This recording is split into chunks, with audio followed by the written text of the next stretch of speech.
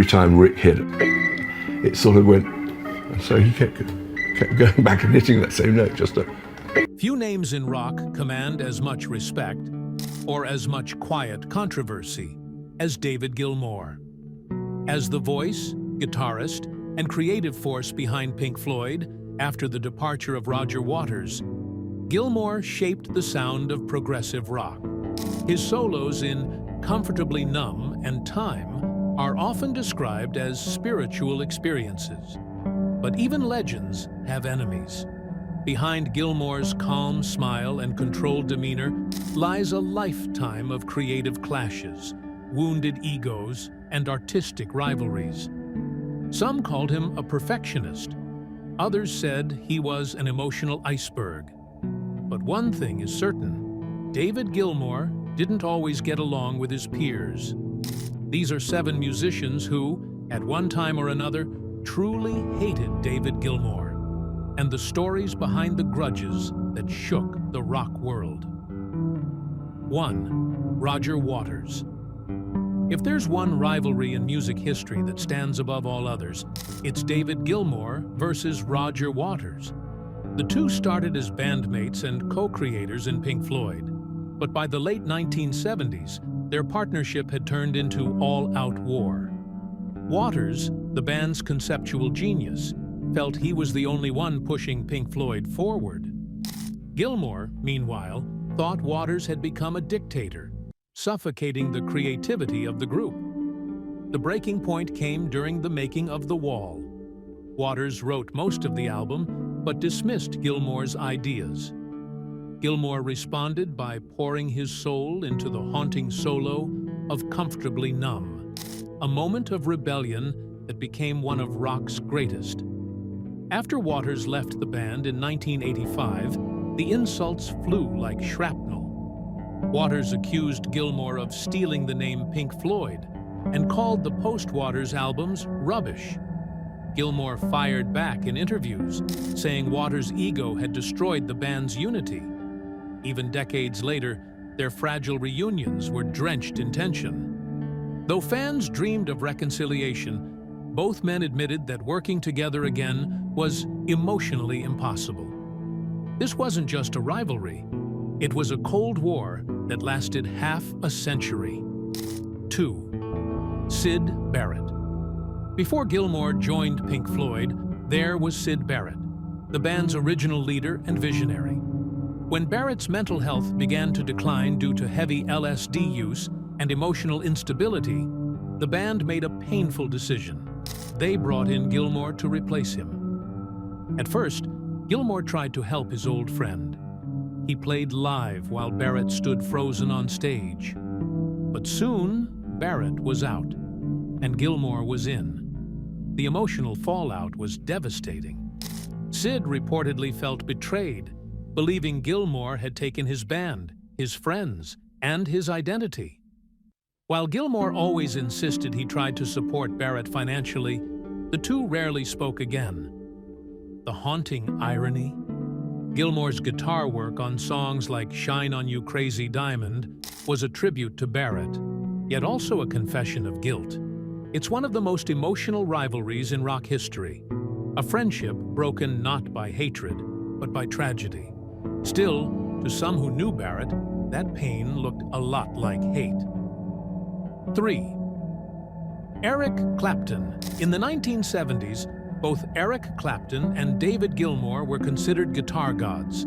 Fans compared their styles constantly. Clapton's blues fire versus Gilmour's melodic restraint. But what started as mutual respect slowly curdled into quiet contempt. Clapton reportedly saw Gilmour as too polished, while Gilmour dismissed Clapton's work as self-indulgent blues. When Clapton heard The Wall, he allegedly told a friend that Gilmour's solos were technically beautiful, but soulless. The two rarely appeared together at events. Even when they shared stages for charity performances, their body language was frosty. Clapton once said in a 1980 interview, "Some players hide behind effects and atmosphere. I prefer honesty." Fans knew exactly who he was referring to. Gilmour, for his part, never responded publicly. But behind closed doors, studio engineers said he rolled his eyes whenever Clapton's name came up. Two legends, two egos, and one deep, unspoken dislike. 4. Roger Daltrey. Roger Daltrey of The Who and David Gilmour didn't cross paths often, but when they did, sparks flew. Daltrey, known for his explosive energy and loud opinions, clashed hard with Gilmour's calm and methodical approach. In the 1990s, during a charity concert, Daltrey reportedly complained that Gilmour's set was too slow and depressing. Gilmour responded dryly, "I didn't realize it was a comedy night." The tension escalated during rehearsals for the Prince's Trust concert, where Daltrey accused Gilmour of being impossible to work with and utterly humorless. Gilmour simply packed up his guitar early and left rehearsal. While both men later brushed it off in interviews, insiders knew that Daltrey considered Gilmour pretentious, while Gilmour found Daltrey shallow. Two very different visions of what rock should be, one raw, one refined, and neither willing to compromise. 5. Keith Richards. It might surprise fans, but the Rolling Stones guitarist Keith Richards once had a brief but sharp feud with Gilmour.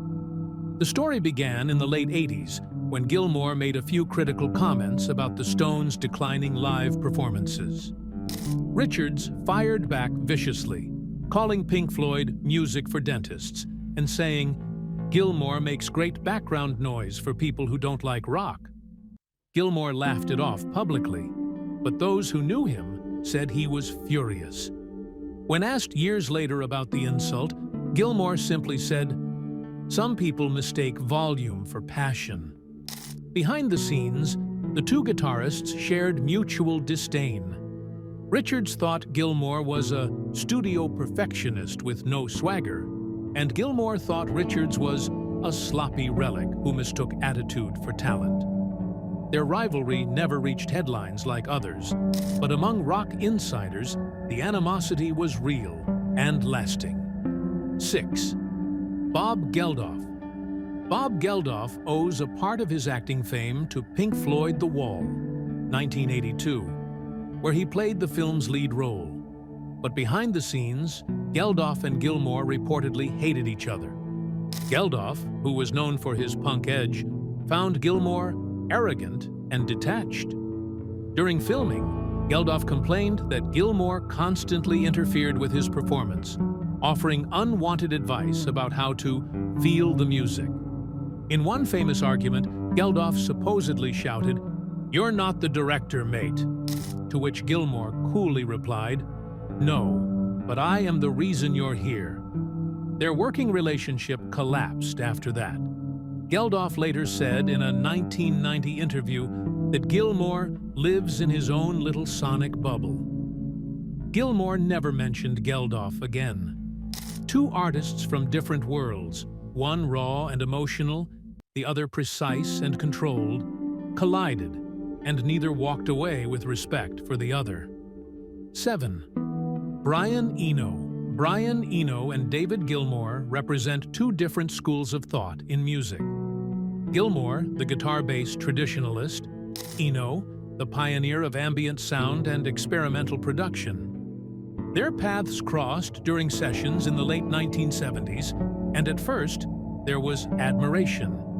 But Eno quickly became frustrated with Gilmour's perfectionism, calling him too rigid for innovation. Gilmour, in turn, dismissed Eno's ambient style as sound without purpose.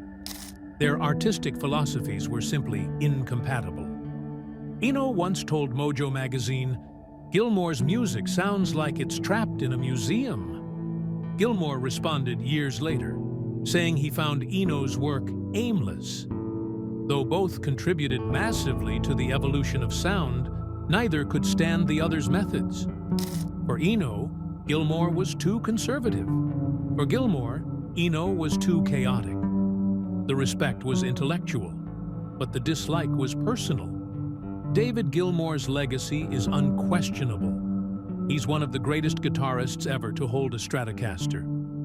His tone, his phrasing, and his emotional depth have influenced generations. But genius often comes at a price. For every fan who worships Gilmour's solos, there's a peer who couldn't stand his perfectionism, his distance, or his quiet pride. Maybe that's what makes him such a fascinating figure. Gilmour doesn't chase approval. He builds worlds. His sound isn't for everyone, and perhaps that's exactly how he likes it. As time goes on, grudges fade, tempers cool, and even rivals like Waters and Gilmour find moments of peace. Yet the tension that surrounded him for decades remains part of his myth, the fuel that kept his music burning bright. Because in the end, every note David Gilmour plays still speaks louder than any feud ever could.